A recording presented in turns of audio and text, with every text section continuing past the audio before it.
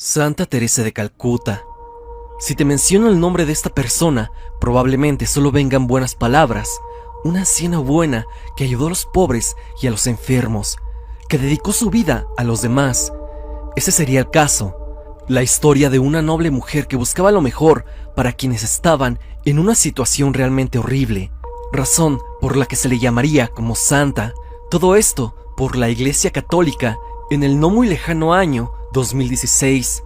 Ten en cuenta que ser declarado santo por la Iglesia no es cualquier cosa, pero para que lo entiendas de manera sencilla, recibir este cargo o esta denominación, si se le puede llamar así, es equivalente a ser una especie de semidios, así como todos los santos que veneran cientos de personas alrededor del mundo, llámese San Judas, San Benito, Santo Tomás y otras docenas de santos. Esto ya no lo viviría la Madre Teresa de Calcuta, ya que ella falleció el 5 de septiembre de 1997. Pero ¿qué dirías si te dijera que la Madre Teresa de Calcuta no es más que todo lo contrario a lo que se han dedicado a decir de ella? A continuación te enterarás de lo que realmente hacía esta persona. Para comenzar con esto, es necesario aclarar lo que es un misionero. Esta es una persona que enfoca su vida en dar voz a su religión, intentando adoptar cada vez más y más adeptos. El misionero obra para su religión e intentará con actos hacerte creer que su deidad es completamente real. Esta es una descripción que claramente puede dársele a la Madre Teresa de Calcuta, ya que ella cumplía a la perfección con estos patrones. Lamentablemente, en el mundo hay quienes le dan mucha prioridad a este tipo de personas, la cual, lamentablemente a día de hoy, siguen existiendo. Personas que intentan manifestar a Dios a través de sus actos, a través de su misma persona. María Teresa no fue la única.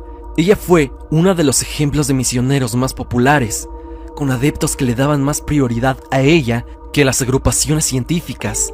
El objetivo principal de Calcuta era algo bastante alejado de sus ideas y pensamientos, o por lo menos los que presumía tener. El objetivo era el de atraer suficiente riqueza posible a la Iglesia Católica.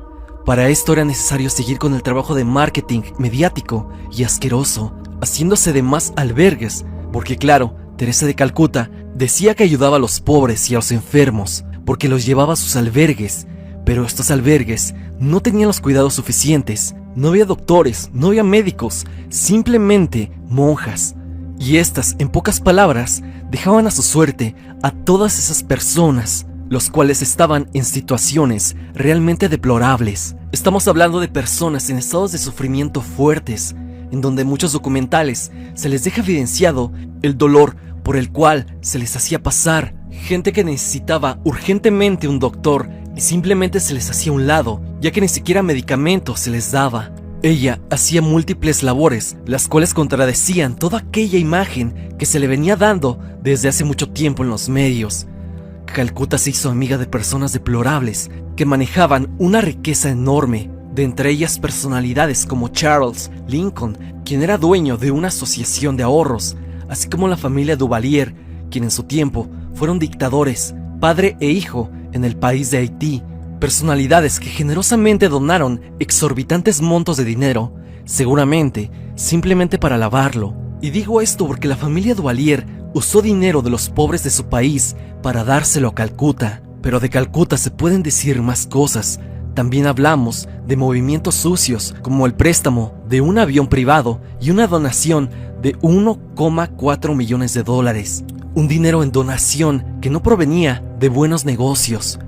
De entre tantos movimientos como los ya mencionados, Calcuta dijo que todo ese dinero estaba destinado para seguir predicando la palabra de Dios por todo el mundo, y claro, también para sus refugios, que estaban llenos de personas totalmente ignorados por ella.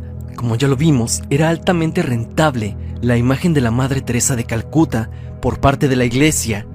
Tanto fue así que se usaría su imagen muchísimas veces, dejando su legado y su séquito de seguidores. Pero todo esto era simplemente con un solo objetivo, el objetivo de atraer la suficiente riqueza posible a la Iglesia Católica.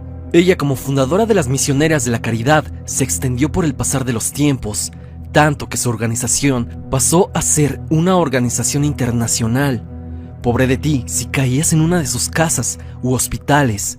Había quienes llamaban a sus albergues como la casa de la muerte, ya que lejos de ser tratados por especialistas, que sería el caso porque ella ya contaba con riquezas incontables, estarían condenados a morir en las peores condiciones posibles, obligados a pasar por horribles momentos de sufrimiento antes de partir de este mundo.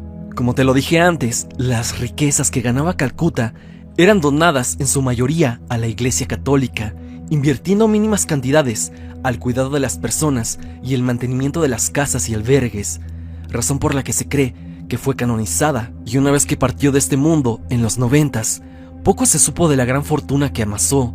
Su dinero desapareció y este fue el tema del cual jamás se volvió a hablar, pero es increíble cómo hasta la fecha hay gente que desconoce que todo esto se llevó a cabo y creen que la Madre Teresa de Calcuta realmente hizo mucho por los pobres, pero realmente velaba única y solamente por sus intereses personales.